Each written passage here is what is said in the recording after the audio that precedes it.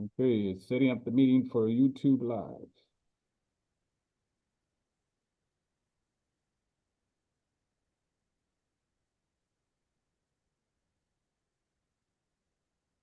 Okay, setting up the meeting for YouTube Live.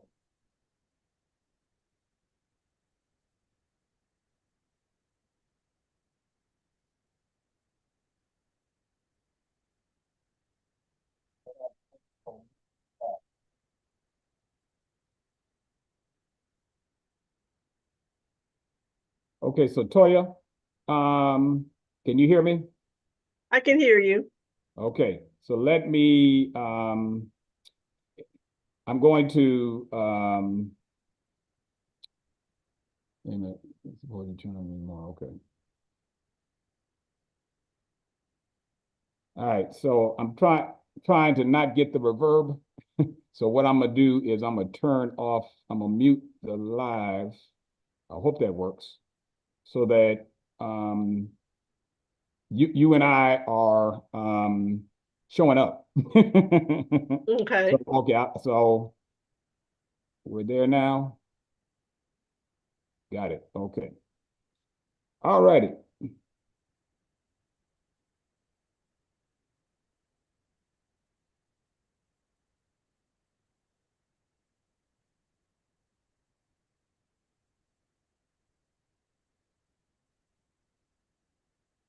All right. So thank you for joining us. This is Todd with Black Spaces. And we're going to have a very special show where we give a preview in our Black Spaces space to some of the upcoming TV shows and films or movies for 2024 that are all sci-fi. Now, we at Black Spaces do some fantasy. We mix in a little bit of superhero stuff, but all things that are kind of fun and fantastic. But today we're going to just focus on our sci-fi picks. So this is our sort of we'll talk among the top 20 sci-fi movies and TV shows that are showing up in 2024. We're going to give a preview of at least those shows that we like the most. And then you can fill in what you think are other possibilities. Now, what's coming up in 2024?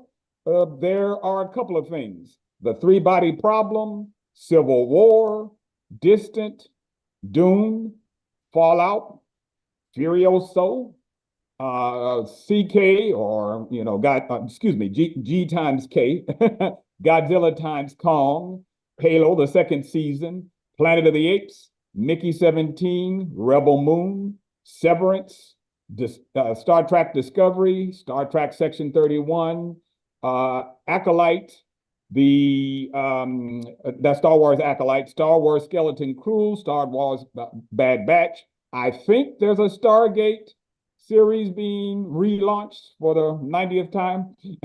uh, there's another movie coming out, Spaceman and Silo. Well, I'm kind of wishful thinking that Silo might be having its, pardon me, second season coming up.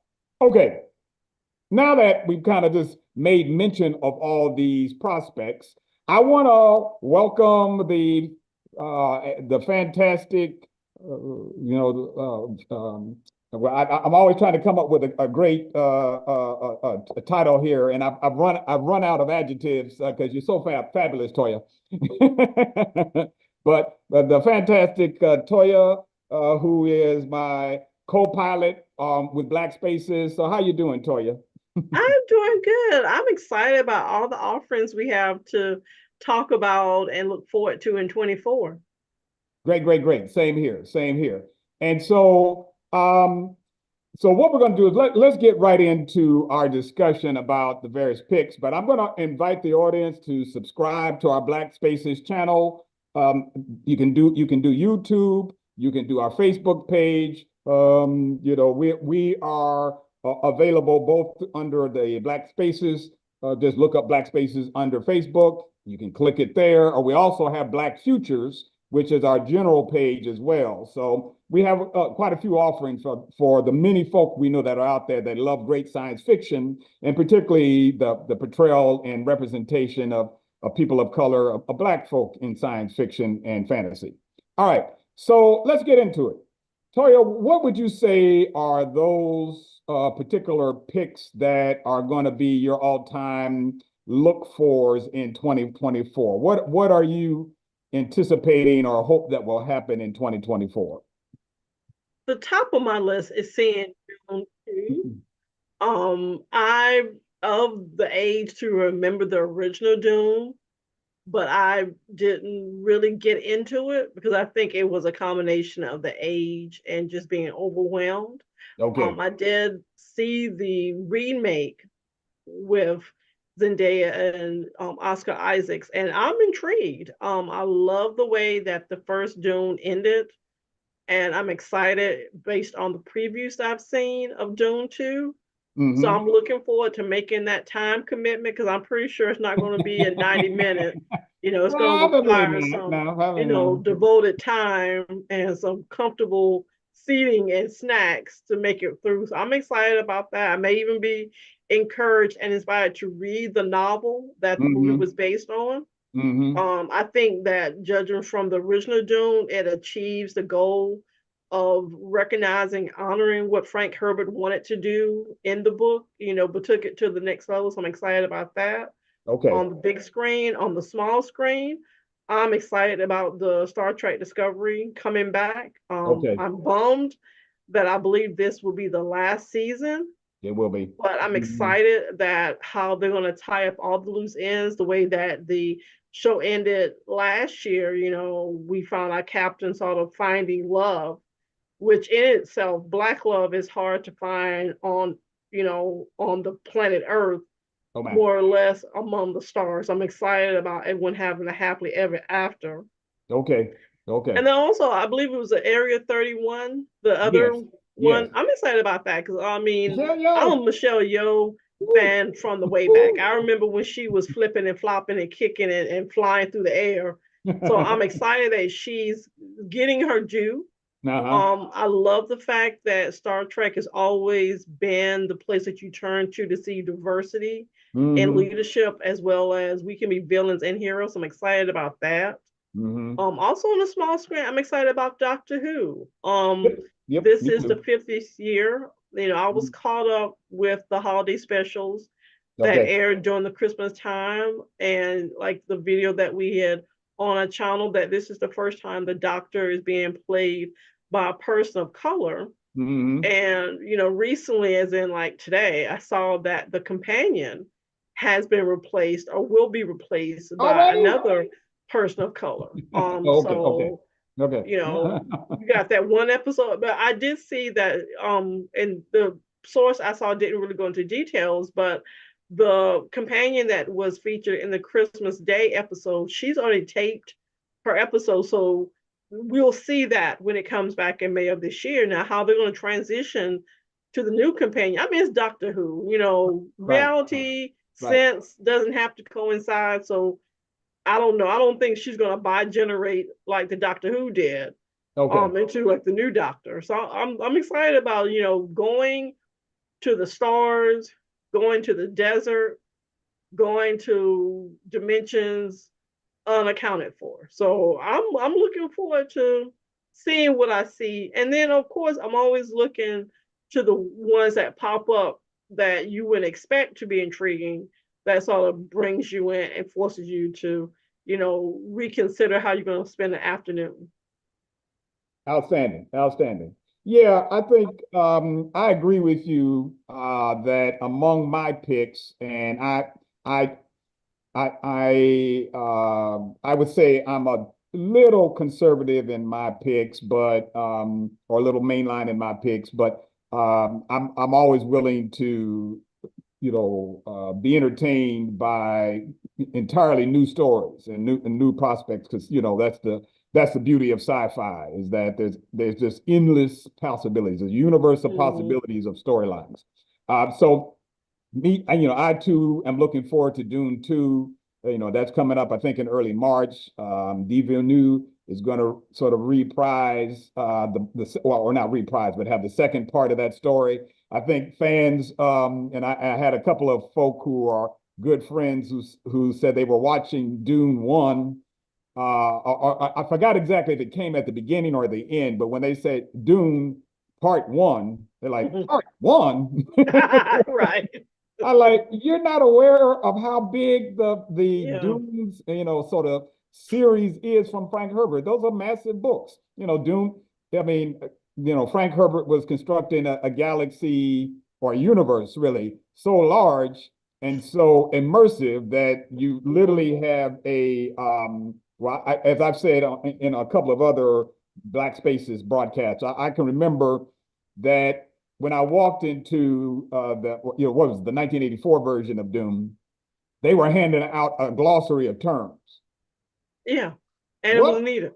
Yes, glossary definitely. of terms. But then I remember, because I began reading these books as a kid, and remember, and I probably read them like in middle school, and I remember that it had a glossary in the back of the book.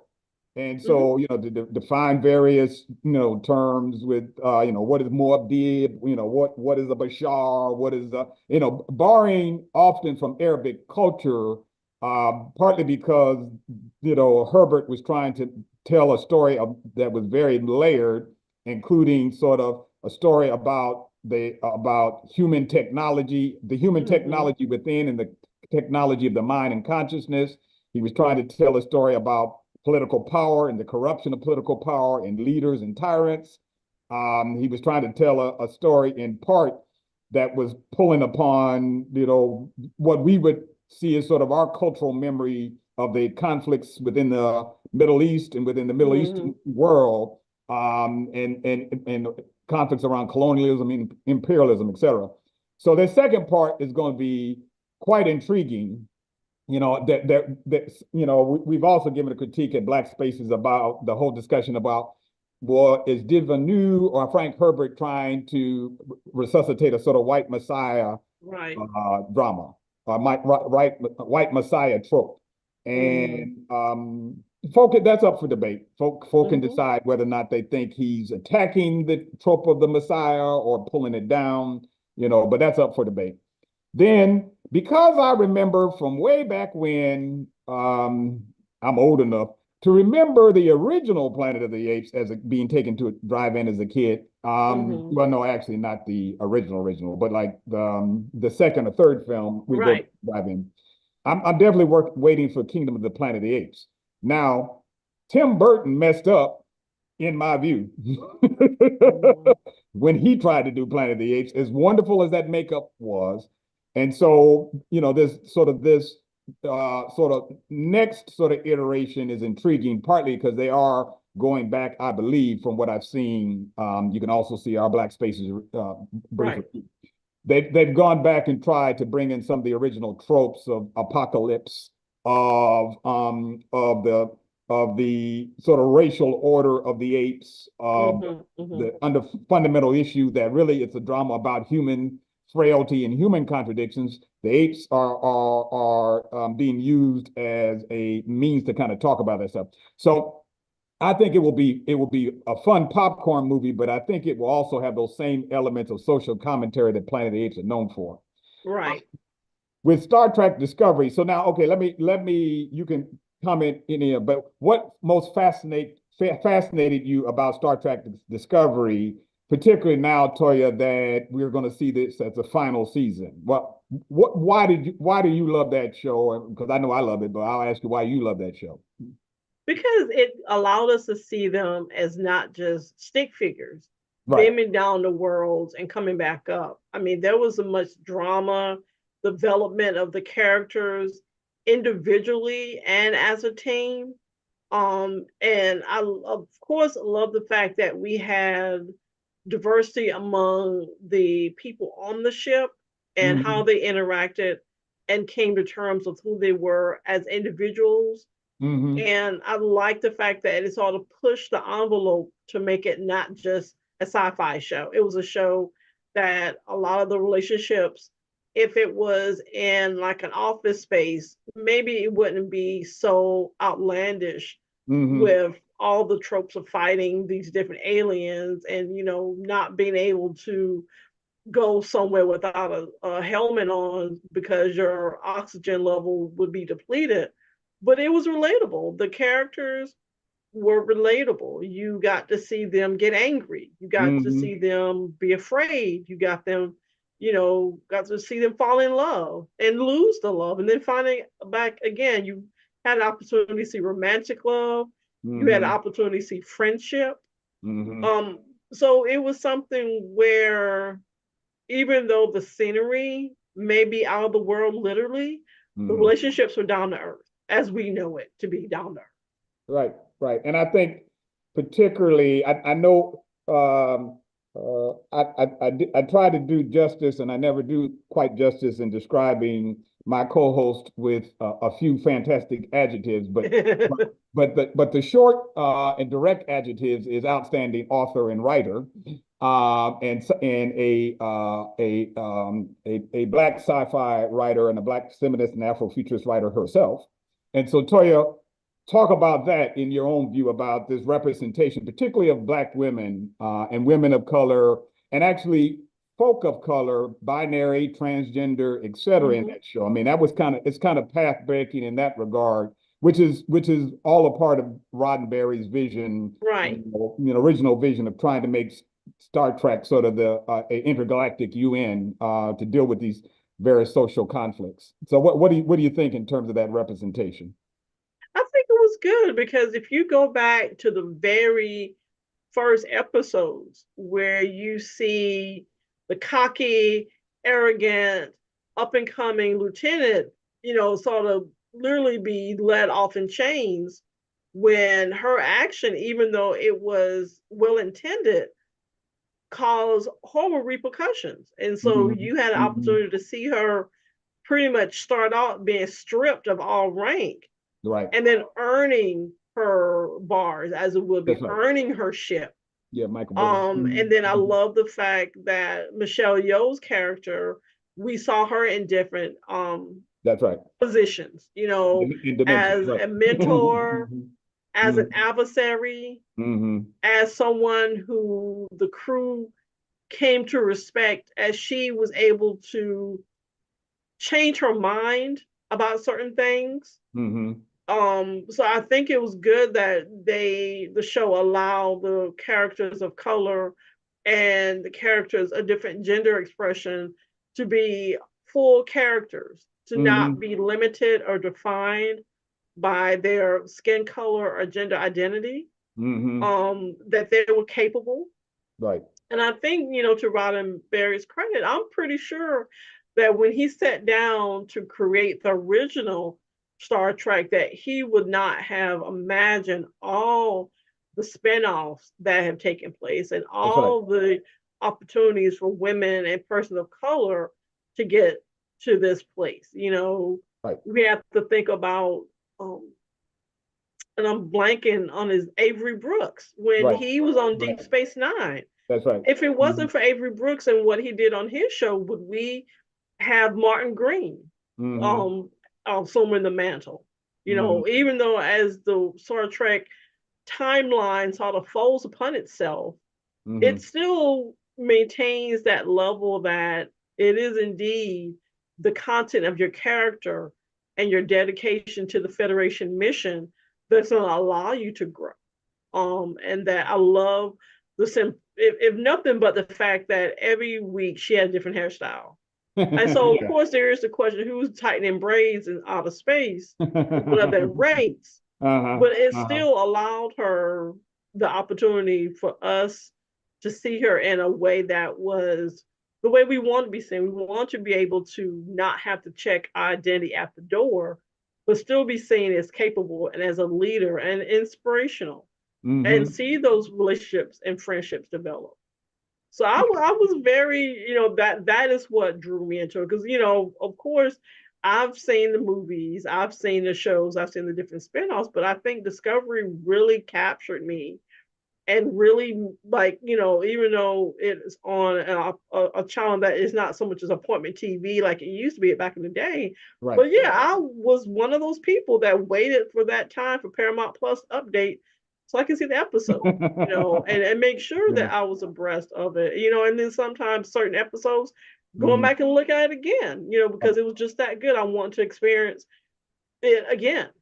Right, right, right. Yeah, I thought that the the whole element of you know the way you made mention of this whole question around sort of self-projection, cultural expression in Star Trek Discovery with Captain Michael Burnham and the other characters, women of color and black women and black characters on the show. We had a previous commentary where we talked about the Star Trek Discovery and the politics of hair, right? And well, and I don't want to make it, don't want go too far on this point, but one of the hair being one of those signifiers of identity, and to the degree to which, when you think about it, sort of the evolution from Uhura's character, and not to argue, and in fact, I'm trying to remember, did Nichelle Nichols at any point where I think she did wear an afro by the '80s as her character of Uhura. Right. But just that's just sort of a very small but not so small signifier of sort of this connection to the fact that we as human beings, even 100 years into the future, we can have an egalitarian society where individuals still can connect to communities that are of importance to them and signify, their cultural connections to these communities. The fact that, the original sort of character who took us into that frontier was Nichelle Nichols' character of Uhura, Uhuru, Swahili word for freedom. And so, and that was certainly in the Black Power sort of Pan-Africanism of the 1960s. And so it kind of reflected some of that ethic in the 1960s, subtly or not so subtly, from Roddenberry. Right. So yeah, I'm really excited, and it's a shame the good things have to come to an end in that regard. But I am also excited about Section 31, and because Michelle Yeoh is just fantastic. I mean, I just love her in anything that she does, and particularly in this show. I suspect Michael Burnham might be making some guest appearances in Section 31, so we might still get some of these characters occurring. So I'm a few other things, and then we were just wanted to kind of do as a preview of the stuff we're excited about. I'm going to invite you as the viewers to post the things that you're most excited about and seeing. So there's a few things that are coming up that are Star Wars. These are part of the Star Wars universe, and I'll just say the reason one of my picks is Star Wars Bad Batch, although there's the Acolyte and Skeleton Crew. The Bad Batch is a story about this sort of ex-stormtroopers, or not stormtroopers, but ex-clone troopers, I should say, who are effectively being sought out by the Empire because they are, and particularly the little girl is being sought out by the Empire because they're trying to replicate them. It was in the attempt to create them as sort of superhuman clones with the traits that the Empire wanted to and create within these clones. And it's a story. In fact, it's a nicely done story of sort of how you have this transition from the clone troopers of the prequels to the human stormtroopers of the original trilogy. But it's really the violence that was done that the Emperor and the Empire decided, well, we no longer need the clones. We no longer trust the clones. We're going to indoctrinate our own conscripts who are human beings and do away with you. And so it really talks about it. What I love about that show is it really talks about in a real genuine way about the casualties of war and how there are expendable individuals who are taken to war, and that's what good science fiction can do. It can mask its social commentary, but it can make it fun, but it can also give a sort of moments to make you think. And so, what are the instances in American, American history and American political history where expendable people were used fodder for war, right? And so, I'm geeked to see the Bad Batch because it is, it's a cartoon format, but well developed, great characters, sort of great, there's some cliffhangers, all those things going on. I'm trying to be spoiler free. Now the Acolyte is going to be, it's coming up, and its story is under the High Republic. This will be the first time that we will have a Star Wars drama that is part of the sort of old High Republic. But it's the old High Republic that's in decline. It's a sort of, I think it's 100 years before the original trilogy or 100 years before the prequel. I think it's a limited series, so I think it'll be six or so episodes, similar to Obi-Wan. Right. I'm not quite certain because Obi-Wan, in my view, was panned in ways that weren't fair. And particularly the Reva character was panned in ways I did not think was fair. And so I'm not quite certain, I mean, I think all of the Star Wars stuff I've seen thus far has been good. Nothing's been bad over the last sort of 3 or 4 years. All of it's been good, but some stuff has been better than others. I think Andor has been outstanding. The Boba Fett, it's okay. Boba Fett is okay, not bad. So, you got that and got the Skeleton Crew, but I think I'm most excited about the Bad Batch because it already has a good running start to it. I don't know if you're waiting to any of the Star Wars stuff, this coming year, but that's at least my pick in terms of Star Wars. Yeah. I wouldn't say waiting, but I'm excited. I'm excited to deepen my knowledge and my appreciation. Okay. All right. Yeah, I think either, Star Wars always has that challenge, true for any series. Well, that's true of Doctor Who, quite frankly.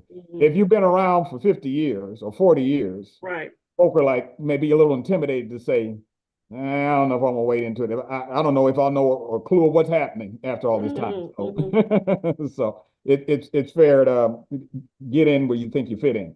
Right. The one show, I'll do one other show and one honorable mention. And this is just my I'm throwing this out here because I don't even know if it's going to show in 2024. It's probably 2025. Is the Hugh Howey based drama of Silo. I think Silo was just very, very good. The whole premise is that you have 10,000 folks who are housed within the silo underground in a post-apocalyptic America, and they don't know why they're there. They just know that there was a great conflict or civil war of such, or rebellion, that they are living in the shadow of, and they are a very controlled society where they can get no connection to history. Objects are outlawed that give them any point of reference to the history of decades or 100 years before the rebellion. And then they also send people out to clean and the outside, because the presumption is the outside is contaminated. But it's done as a punishment because folks invariably die because the air is presumed to be so toxic. I won't give any spoilers to it, but I'll say this. This show was one time, and I've read all 3 of Howey's, the trilogy, Silo trilogy. This was the trilogy that came from this series, or that inspired the series. This was the one instance where the TV show was actually better than the book. Okay. And because Daniel Oyelowo's character, always messing up David's name. Forgive me, David. Common. I mean, there was sort of Ferguson. There were sort of superb acting, well-drawn characters, and I always like it. I like my sci-fi that has a challenge to say, how the hell are you going to keep me entertained about people being underground in a bunker? I mean, there's only so much you can do with that story. And yet it's fascinating what they do. I mean, first of all, the silo has, hundreds, I forget how many levels, and 200 or so many levels to the silo that these 10,000 people live in. And then they ramp up some of the some of the intrigue, some of the espionage, some of the drama to the series in ways that the book does well, but doesn't do as well as the TV show. And so this is the one of a few instances where the TV show has improved on the book. I'm saying that even given that I love the books. So that's my pick of I wish something comes out in 2024, but I'm probably going to have to wait to 25 or 27 or 26 or 27. So that's Silo. And then the film Civil War may be prescient this year. I'll just leave that right there. Right. It's an election year and a contentious election year. Yeah, the premise is is that things have gone to hell in a handbasket and a modern civil war breaks out.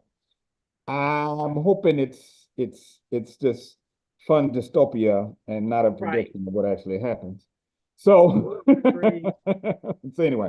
But anyway, any other thoughts, Toya, in terms of stuff you're waiting on or waiting for? We haven't gotten to our superhero genre, but there's plenty of other stuff, and there's going to be. I think Game of Thrones is rebooting this year, or it has a next season coming up this year. Does it not? I think. House of Dragons. House of Dragons. House of Dragons. What am I talking about? Yeah, Game of Thrones is done. Yeah. I think so, but I think really what we have to factor in is the actor strike and writer strike did put a glitch in a lot of the things that we were anticipating to come out in 24. I mean, there is reports that time was made up to have these series released and movies released that were halfway in the hopper. But I think with all things being said, it's always the unexpected series and movies that come out that is the best prize of being unexpected and not coming with expectations. I think that science fiction has a lot of different franchises that have devoted fans. You can always count. You're going to have the Star Trek. You're going to have the Star Wars. Right. You're going to have the adaptations from books.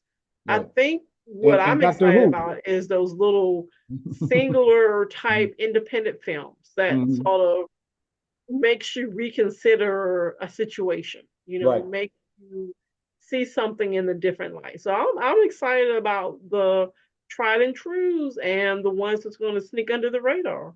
I agree. I was just giving a shout out to Ncuti Gatwa's new Doctor Who, which is taking this yet in another dimension, particularly being an openly Black and queer, a Black queer character. We on our channel I made a comparison between Doctor Who and Tom Swift, and that Tom Swift was well-meaning, but failed to launch. So, so I got more faith that Gatwa's portrayal of Doctor Who will be, well done, entertaining, fun, whimsical, all those things that we expect from Doctor Who. Right. Okay. All right. Well, Toya, thank you very much for joining me on this broadcast of the previews of stuff for 2024. We'll get back with you fans with our separate reviews of many, if not all, of these films and TV shows. If you've got picks of things and reviews that you want to see or topics you want us to discuss, please send us comments. You can comment there on our Facebook page. You can comment Black Spaces as well as Black Futures. And comment via our YouTube channel as well. So thank you for joining us on us providing again our unique critiques. Again, Toya, we're going to have a lot of fun in 2024. Looking forward to it. No matter what happens in the news. Exactly. Exactly. All right. Thank you, friend. Thank you, fans. Y'all be well. Have a good evening. All right. Bye. Bye-bye.